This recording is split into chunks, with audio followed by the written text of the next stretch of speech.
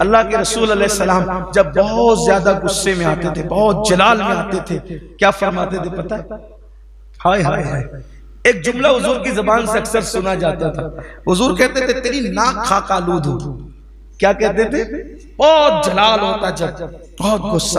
حضرت انس بن مالک کہتے ہیں میں بچہ تھا جب سے حضور کے ساتھ رہتا تھا، 10 سال تک حضور کی خدمت کی، کبھی مجھ پہ غصے میں نہیں آئے، کبھی ناراض نہیں ہوئے، کبھی یہ بھی نہیں کہا کہ یہ کام کیوں نہیں کیا، یہ کام کیوں کیا، کبھی نہیں۔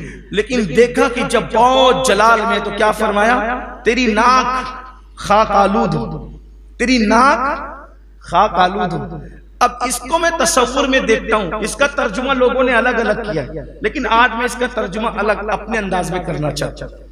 خاک آلودوں کا ناک خاک آلودوں کا مطلب سب بزرگوں نے الگ الگ بیان کیا۔ میں کوئی بزرگ نہیں ہوں، طالب علم ہوں، لیکن میں اپنے ذوق کے مطابق بیان کرنا چاہتا ہوں۔ اس کا مطلب کیا؟ تیری ناک خاک آلود ہو۔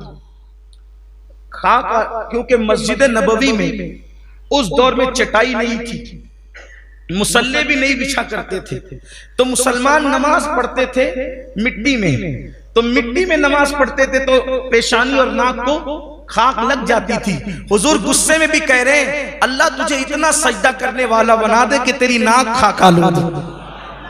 جلال میں بھی دعا ہے، جلال میں بھی دعا ہے تیری ناک خاک آلود ہو، یعنی کہ تو اتنے سجدے کرے کہ تیری ناک پر خاک لگ جائے، تیری ناک خاک آلود ہو۔ یہ اللہ کے رسول علیہ السلام کا انداز تھا۔ غصہ ہر آدمی کو آتا ہے، آنا بھی چاہیے۔ جس کو غصہ ہی نہ آئے، جس کو کبھی غصہ ہی نہ آئے، وہ مومن نہیں رہتا۔ مومن کی شان ہے غصہ، مومن کی شان ہے۔ کوئی کہتا ہے مجھے بھوک ہی نہیں لگتی، تو ڈاکٹر لوگ کیا کہیں گے؟ آپ کو بیماری ہے۔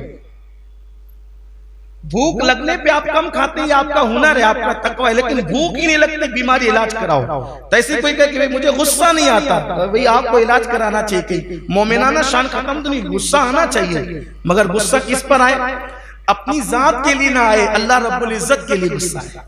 یعنی کوئی خلاف شرع کام دیکھو تو غصہ ہے، کوئی حرام کام دیکھو تو غصہ ہے، کوئی ناجائز کام دیکھو تو غصہ ہے۔ حرام اور ناجائز کام دیکھ کر جس کو غصہ نہیں آتا، سمجھ لو کہ اس کے دل میں ایمان کا چراغ ٹمٹما رہا یا بجھ چکا ہے۔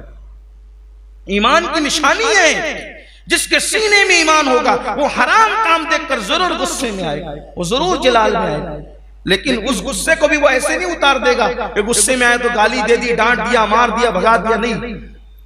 اس کا بھی ایک طریقہ ہے، اس کا بھی ایک انداز ہے۔ تو بہرحال غصہ آنا چاہیے۔